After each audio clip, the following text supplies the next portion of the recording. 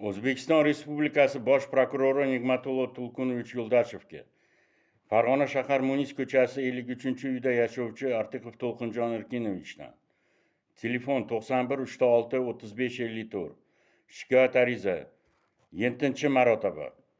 Hurmatli Bosh prokuror, men Artiqov To'lqinjon sizning nomingizga 7 marotaba shikoyat ariza bilan yordam berishingizni so'rab murojaat qilmoqdaman. Men 2025-yil 4-dekabr kuni O'zbekiston Respublikasi Bosh prokuraturasi elektron saytiga murojaat qilganimda, u yerda 2025-yil 19-dekabrgacha ko'riladi deb yozilgan edi. Keyin men bir necha marotaba saytni kirganimda, endi 2026-yil 23-yanvar kungacha deb ko'rsatilgan. Lekin javob xatini qo'limga olganimda, u yerda 2025-yil 29-dekabr kuni O'zbekiston Respublikasi Bosh prokuraturasining 15-sonli boshqarmasi boshlig'i Imomnazarov tomonidan ko'rib chiqib, tabiiyki meni arizamda ko'rsatilgan biror bir vajimni tekshirmasdan 15-4-612-211-25 sonli javob xati bilan berish bilan yozilgan. Nima sababdan u tomonidan eski sana bilan vaqtni o'tkazib javob xati yuborilgan? Bu qachongacha davom etadi? Prokuratura xodimlari o'z xizmat vazifalarini qachon sidqidildan amalga oshirishadi? Men shaxsan 2025-yil 3-iyul kuni sizning qabulingizda bo'lganimda, siz tomoningizdan arizadagi vajlarni 1, 2, 3 tariqasida ko'rsatib menga jo'natinglar, men o'zim javob beraman deb aytgansiz. Biroq men tomonimdan arizamdagi 30 ta keltirilgan vajlarim bo'yicha javob berilmasdan arizani muddatini qonunsiz ravishda cho'zib, sansonlorlikka solib kelishmoqda. Arizam avvaliga 2025-yil 10-iyul kuni Farg'ona viloyat prokuraturasi tomonidan 2020-yil 14-noyabrda jinoyat ishini qo'zg'atish, rad qilish qarorini bekor qilib, tergovga qadar tekshirish o'tkazish uchun Farg'ona shahar prokuraturasiga yuborgan. 2025-yil 26-iyul kuni men va advokatim bilan birga Farg'ona shahar prokuraturasi tergovchi Buzruqov qabulida bo'lib, undan shu kungacha arizam bo'yicha nima qilganini so'radim. U bo'lsa ishlarim ko'pligi va rus tilini yaxshi bilmagani sababli arizamni tekshira olmaganligini aytib, mendan batafsil tushuntirish oldi. 2025-yil 29-iyul 7-avgust kunlari men Farg'ona shahar prokurori qabuliga kirib, unga tergovchi Buzruqov shu kungacha arizam bo'yicha hech nima qilmaganligini, faqatgina vaqtni cho'zish bilan shug'ullanayotganligini aytdim. U menga boshqa tergovchiga o'tkazib beraman deb 2025-yil 7-avgust kuni shahar prokurorining yordamchisi Dostonbek Uzganbayevga berganligini aytgan. 2025-yil 9-avgust kuni shahar prokurori yordamchisi Uzganbayevning qabuliga advokat bilan birga borganimizda, u menga vaqti kamligi sababli prokurordan muddat olishligini aytdi. 2025-yil 15-avgust kuni shahar prokurori yordamchisi Uzganbayevni oldiga borgan vaqtimizda u prokurorga qaror chiqarib berib qo'yganligini, qachon tasdiqlasa keyin berishligini aytdi. 2025-yil 17-avgust kuni shahar prokurori yordamchisi Uzganbayev menga qarorni qo'limga berib, mana qaror, shikoyat qilavering deb aytdi. Men qarorni qarasam, Shirzod Mavlanov 2025-yil 14-avgust kuni tasdiqlagan ekan. Qaror bilan tanishganda shahar prokurori yordamchisi Uzganbayev 2020-yil 14-noyabr kungi Niyozmatovning qarorini ko'chirib qo'yish bilan shug'ullangan xolos. 2025-yil 10-avgust kuni Farg'ona viloyat prokurori nomiga shikoyat ariza bilan murojaat qilib, unda 30 ta vajlarim bo'yicha to'liq javob berishni so'radim. Ariza bo'yicha Farg'ona viloyat prokuraturasining 15-bo'limi men bilan uchrashmasdan 2025-yil 15-avgust kuni 15-4-392-890-25 sonli viloyat prokurori o'rinbosari Toshmatovning ekologiya bo'yicha o'rinbosari imzosi bilan chala bir tomonlama noxolis javob berish bilan cheklangan. 2025-yil 28-avgust kuni Farg'ona viloyat prokurori nomiga shikoyat ariza bilan murojaat qilib, unda 30 ta vajlarim bo'yicha to'liq javob berishni so'radim. Ariza bo'yicha Farg'ona viloyat prokuraturasining 15-bo'limi boshlig'i Baxtiyor Mamatov tomonidan men bilan uchrashib, hozir vaqtim yo'q, vaqt topishim bilan chaqiraman deb aytdi, meni aldab. 2025-yil 5-sentyabr kuni 15-4-437-058-25 sonli viloyat prokurori o'rinbosari Kambarovning imzosi bilan chala bir tomonlama noxolis javob berish bilan cheklangan. Ariza bo'yicha Farg'ona viloyat prokurori Baxtiyor Ismoilov tomonidan 09/09/2025-yil kuni imzosi bilan chala bir tomonlama noxolis javob berish bilan cheklangan. Bu qachongacha davom etadi? Prokuratura xodimlari o'z xizmat vazifalarini qachon sidqidildan amalga oshirishadi? Qaror bilan tanishgan vaqtimizda shahar prokurorining yordamchisi Uzganbayev tomonidan shu kungacha jinoyat ishini suddan talab qilib olmaganligini bildik. Men Ortiqov To'lqinjon shikoyat arizamda jinoyat ishini materiallarini prokuraturaning sobiq tergovchisi Shuhrat Qodirov tomonidan hujjatlarni qalbakilashtirganligi, Ichki ishlar boshqarmasi Hamidov Alimat tomonidan meni urib, haqoratlab, tazyiq ostidagi ko'rsatib olishganligi, yuzimdan chiqqan huquqni izi tadbir o'tkazgan huquqni muhofaza qiluvchi organlar xodimlari tomonidan pulni majburan yuzimga tekizishganligini natijasida paydo bo'lganligi haqidagi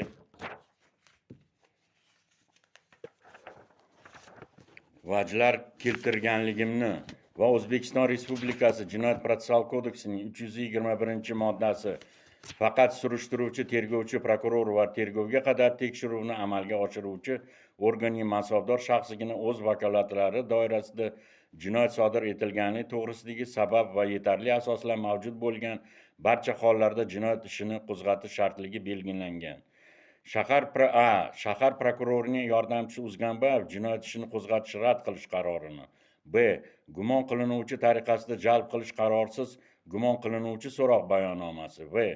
Gumon qilinuvchi tariqasida jalb qilish qarorsiz gumon qilinuvchini himoyachisi so'roq bayonnomasi g.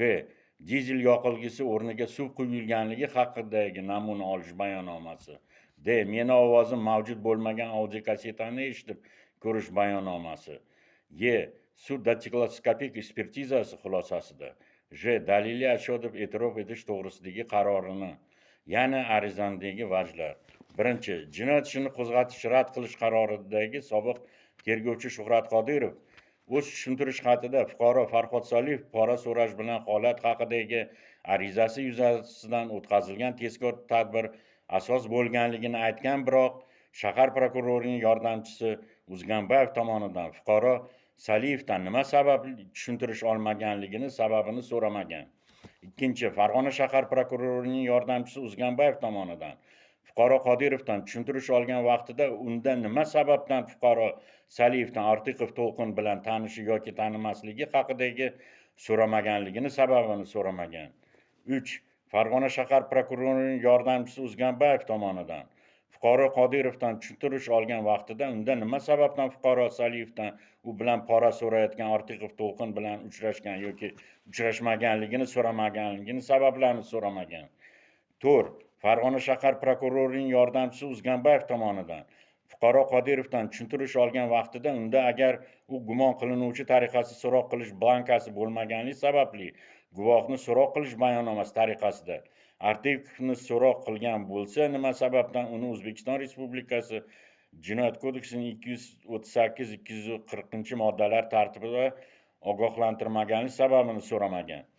5. Farg'ona shahar prokurorining yordamchisi Uzganbayev tomonidan fuqaro Shuhrat Qodirovdan tushuntirish olgan vaqtida unda nima sababdan gumon qilinuvchi blankasida meni O'zbekiston Respublikasi Jinoyat kodeksining 210-moddasi 2-qismi b bandi bilan gumon qilinuvchi tariqasida jalb qilganligini ko'rsatganligi sababini so'ramagan.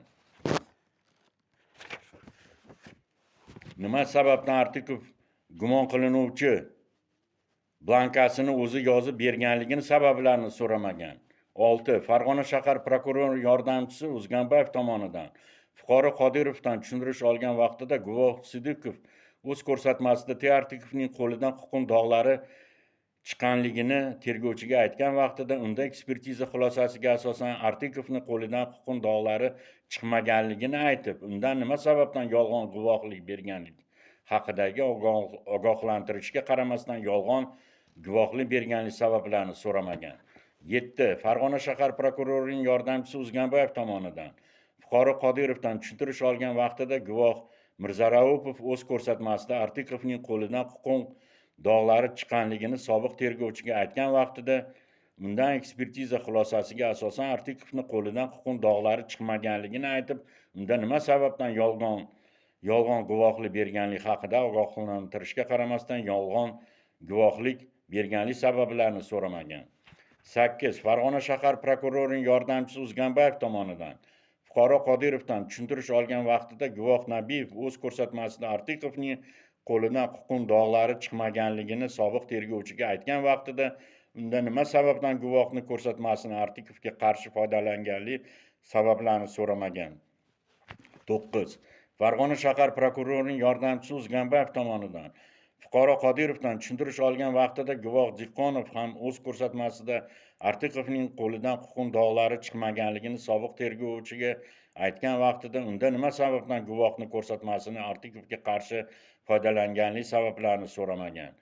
10. Farg'ona shahar prokurorining yordamchisi O'zganboyev tomonidan fuqaro Qodirovdan tushuntirish olgan vaqtida gumon qilinuvchi tariqasida jalb qilish qarorsiz gumon qilinuvchi so'roq bayonnomasi asosida so'roq qilib, hujjatlarni qalbakilashtirganlik sabablarini so'ramagan.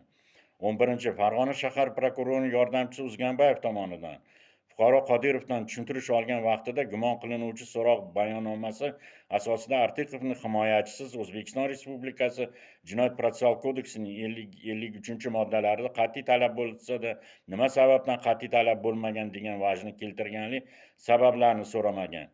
12. Farg'ona shahar prokurorining yordamchisi O'zganboyev tomonidan fuqaro Qodirovdan tushuntirish olgan vaqtida sobiq tergovchi tomonidan menga qilingan ayblovda dizel yoqilg'isi deb ko'rsatib, amalda namuna olish bayonnomasi dizel yoqilg'isi o'rniga suv quyilganligi haqidagi namuna olish bayonnomasi yuritilib, hujjatlarni qalbakilashtirganlik sabablarini so'ramagan.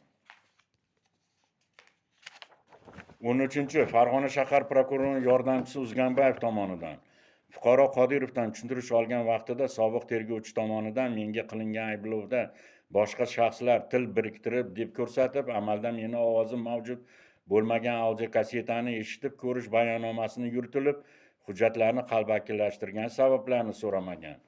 14. Farg'ona shahar prokurorining yordamchisi O'zganboyev tomonidan fuqaro Qodirovdan tushuntirish olgan vaqtida sobiq tergovchi tomonidan menga qilingan ayblovda tamagirlik yo'li bilan 15 ming so'm pora deb ko'rsatgan bo'lsa-da, amalda meni barmoq izlarim mavjud bo'lmagan sud daktiloskopik ekspertizasi xulosasini yuritilib, hujjatlarni qalbakilashtirgani sabablarini so'ramagan. 15. Farg'ona shahar prokurorining yordamchisi O'zganboyev tomonidan fuqaro Qodirovdan tushuntirish olgan vaqtida sobiq tergovchi tomonidan daliliy ashyo deb e'tirof etish to'g'risidagi qarori deb ko'rsatgan bo'lsa-da, amalda meni barmoq izlarim mavjud bo'lmagan sud daktiloskopik ekspertizasi xulosasini yuritilib, hujjatlarni qalbakilashtirgan sabablarini so'ramagan. 16. Farg'ona shahar prokurorining yordamchisi O'zganboyev tomonidan fuqaro Qodirovdan tushuntirish olgan vaqtida sobiq tergovchi tomonidan haqiqatdan ham Artikovning o'zi so'roq bayonnomasini to'ldirganligini aytgan holatida Qodirov uni so'roq qilmaganligini va boshqa joyda boshqa shaxslar tomonidan majburlab yozdirganini o'z isbotini topganligini sabablarini so'ramagan. 17. Farg'ona shahar prokurorining yordamchisi O'zganboyev tomonidan fuqaro Hamidov tomonidan tushuntirish xatida Artikov quva boshqarma posti chetlab aylanma yo'llar bilan orqali turli tovar boyliklarni, shuningdek neft mahsulotlarini tamagirlik yo'li bilan o'tkazayotganligi haqidagi tezkor ma'lumotlar fuqaro Farhod Saliyev ariza bilan murojaat qilib, unda solyarka mahsulotini Qirg'iziston Respublikasi hududiga o'tkazib berish evaziga 10 ming so'm pul so'rayotganligini, suvni 5 ta shisha baklashkaga idishga namuna sifatida kukla qilinganligi, mashinada Qirg'izboyev pulini unga bermoqchi bo'lib taqdim qilganda pastga tushganda berishni aytganligini, shu bois puldagi zarrachalar uning yuz sohasiga chachragan bo'lishi mumkinligini, Artikovni yuz sohasiga majburlash orqali pullar tegizmaganligi, bunday maqsad bo'lganida qo'llariga tegizgan bo'lishligini aytib, ertak ko'rinishidagi tushuntirish berganligini sabablarini so'ramagan. 18. Farg'ona shahar prokurorining yordamchisi Uzganbayev tomonidan agar Farhod Saliyev o'zining arizasida T. Ortiqovning 10 ming so'm pul talab qilyapti deb ko'rsatayotgan bo'lsa, nima sababdan uning arizasini tekshirish uchun fuqaro Saliyevga audio yozishma qilish imkoniyati yaratilmagan va uni topish chorasini ko'rmagan? O'zbeklarda qarg'a qarg'ani ko'zini cho'qmaydi degan gap bor. Lekin bu holatda nafaqat ko'zini, balkim boshqa joyini hali cho'qiladi ham. Chunki sobiq prokuratura xodimi Qodirov o'zi ham xuddi men kabi O'zbekiston Respublikasi Jinoyat kodeksining 210-moddasi va boshqa moddalari bilan ayblanib, ozodlikdan mahrum qilish joylarida jazoni o'tab kelgan. Nimaga unga iltifot ko'rsatiladi-yu, menga qonuniy arizam ko'rilmaydi? 19. Farg'ona shahar prokurorining yordamchisi Uzganbayev tomonidan fuqaro Qodirovdan tushuntirish olgan vaqtida sobiq tergovchi tomonidan gumon qilinuvchi tariqasida ishtirok etishga jalb qilinishi haqidagi qaror chiqarilmasdan, Ortiqov gumon qilinuvchi tariqasida so'roq qilinib, so'roq boshlangan va tamomlangan vaqtlarni ko'rsatmagan bo'lsa, ushbu blankadan foydalangan deb ko'rsatgan bo'lsa, lekin jinoyat ishining 14, 16, 18, 20, 58, 106, 110 varaqlarida guvohni so'roq qilish bayonnoma blankalari mavjudligi bilan to'liq inkor qilinishligi sabablarini so'ramagan. 20. Farg'ona shahar prokurorining yordamchisi Uzganbayev tomonidan fuqaro Qodirovdan tushuntirish olgan vaqtida sobiq tergovchi tomonidan mazkur so'roq bayonnomasi nomaqbul dalil hisoblanishi mumkin, lekin hujjatlarni qalbakilashtirish mumkin emas deb keltirgan bo'lsa-da, nima sababdan uni to'ldirgan shaxs, ya'ni mansabdor shaxs tomonidan mazkur hujjatga imzo chekilishligini sabablarini so'ramagan. 21. Farg'ona shahar prokurorining yordamchisi Uzganbayev tomonidan fuqaro Qodirovdan tushuntirish olgan vaqtida sobiq tergovchi tomonidan jinoyat predmeti dizel yoqilgisi bo'lgani kelishuv shu yukni Qirg'iziston Respublikasi o'tkazish bo'lganligi va chet el davlat hududiga o'tkazganligini bois ayblov asosli deb qo'yilgan deb aytgan bo'lsa-da, lekin haqiqatdan ham dizel yoqilgisi bor yo yo'qligini isbotlovchi sud kimyoviy ekspertizasi xulosasi mavjud bo'lmasa-da, tushunarsiz sabablariga ko'ra o'sha vaqtdagi va hozirgi vaqtdagi tergovchilar tomonidan osmonga qarab xulosa chiqarilgan. 22. Farg'ona shahar prokurorining yordamchisi Uzganbayev tomonidan o'zining qarorida himoyachini ishtiroki ta'minlanmaganligi va bu holatni sobiq tergovchi Qodirov tomonidan tan olinganligi holati ochiqdan ochiq ko'rinib turgan bo'lsa-da, tushunarsiz sabablariga ko'ra bu holatni Farg'ona shahar prokurorining yordamchisi Uzganbayev tomonidan qarorda ko'rsatmay yashirgan. 23. Farg'ona shahar prokurorining yordamchisi Uzganbayev tomonidan fuqaro Saliyev O'zbekiston Respublikasi Jinoyat kodeksining 237-moddasi bilan ogohlantirilmagan bo'lsa-da, qarorda nimaga asosan ogohlantirgan deb noto'g'ri xulosaga kelgan. 24. Farg'ona shahar prokurorining yordamchisi Uzganbayev tomonidan 2025-yil 7-avgustdan 2025-yil 14-avgust kuniga qadarli, ya'ni 7 kun ichida faqatgina 2 shaxs, ya'ni Qodirov Shuhrat Hamidov Alimatlardan nomigina tushuntirish xati olib, mendan ketguncha egasiga yetguncha qabilida ish ko'rib, 2025-yil 14-avgust kuni jinoyat ishini qo'zg'atish rad qilish qarorini qabul qilib, meni buzilgan konstitutsiyaviy huquqlarimni poymol qilishiga sababchi bo'lgan. 25. Farg'ona shahar prokurorining yordamchisi Uzganbayev tomonidan o'zining qarorida O'zbekiston Respublikasi Jinoyat kodeksining 211-moddasi 4-qismi ko'chirib qo'yib xatoga yo'l qo'ygan. Aybdor Ortiqovni qo'lidan chiqmagan bo'lsa, jabrlanuvchi Farhod Saliyev bilan tanimagan bo'lsa, umuman gaplashmagan bo'lsa, ular o'rtasida audio yozib bo'lmasa, nimaga pushaymon bo'lishi mumkin? Faqatgina majburlagan holatdagina bu holat bo'lishi mumkin. 26. Farg'ona shahar prokurorining yordamchisi Uzganbayev qarorida 06.09.2010-yildagi O'zbekiston Respublikasi Oliy sud plenum qarorini ko'r-qurona ko'chirib qo'yib xatoga yo'l qo'ygan. Chunki plenum qarorida tovarlarni bojxona nazoratidan chetlab o'tishiga jinoyat hisoblanishligi, lekin jinoyat ishida suv ekanligini oshkora aytilib, tovar moddiy boyliklarini kirmasa-da bu holatlarga umuman e'tibor qaratilmagan. 27 Farg'ona shahar prokurori yordamchisi Uzgambayev qarorida tadbir davomida Saliyevning dizel yoqilgisini bojxona nazoratidan chetlab aylanma yo'llar orqali Qirg'iziston Respublikasi hududiga olib o'tib ketishiga imkon yaratib bergani uchun Ortiqovga ushbu modda bilan asosli deb ayb qo'yilgan deb xatoga yo'l qo'ygan. Meni imkon yaratib berganligimni tasdiqlovchi biron bir video yoki audio yozuv yo'q. 28 Farg'ona shahar prokurori yordamchisi Uzgambayev qarorida arizachi Saliyevning Ortiqovni audio yozuvi bor deb yolg'on ko'rsatma berganlik holatini uning e'tiboridan chetda qolgan.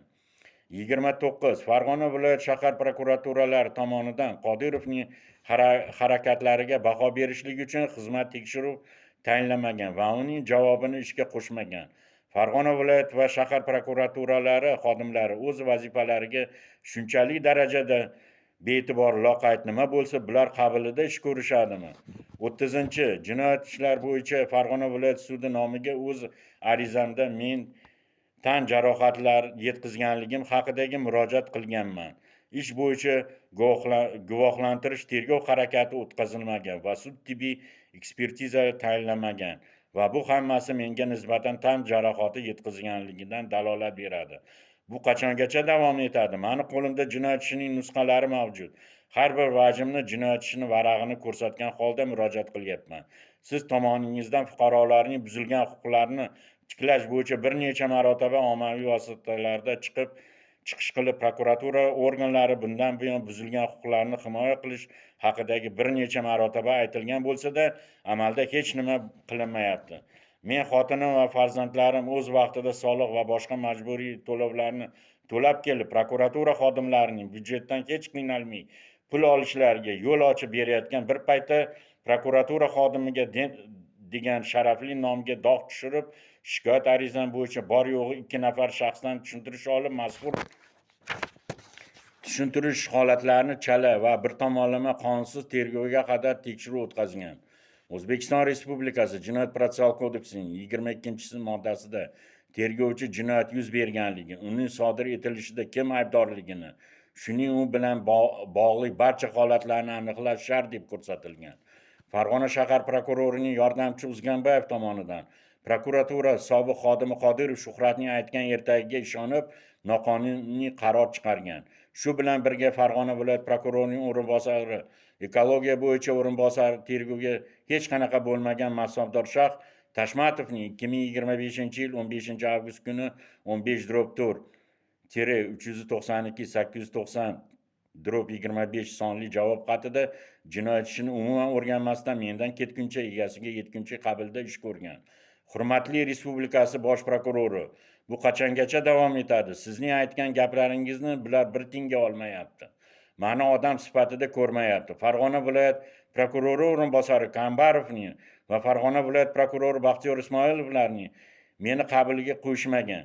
Yuqoridagilardan kelib chiqib sizdan shikoyatimni har tomonlama xolisona ko'rib chiqishingizni Farg'ona shahar prokurorining yordamchisi Uzgambayev tomonidan 2025-yil 14-avgust kungi jinoyat ishini qo'zg'atish, rad qilish haqidagi qarorini bekor qilib, Farg'ona viloyat prokuraturasi sobiq tergovchisi Shuhrat Qodirovga nisbatan O'zbekiston Respublikasi Jinoyat kodeksining 230-moddasi 2-qismi, 230-1-moddasi 3-qismi, 234-moddasi 3-qismi, 235-moddasi 3-qismi bilan jinoyat ishi qo'zg'atishni so'rayman.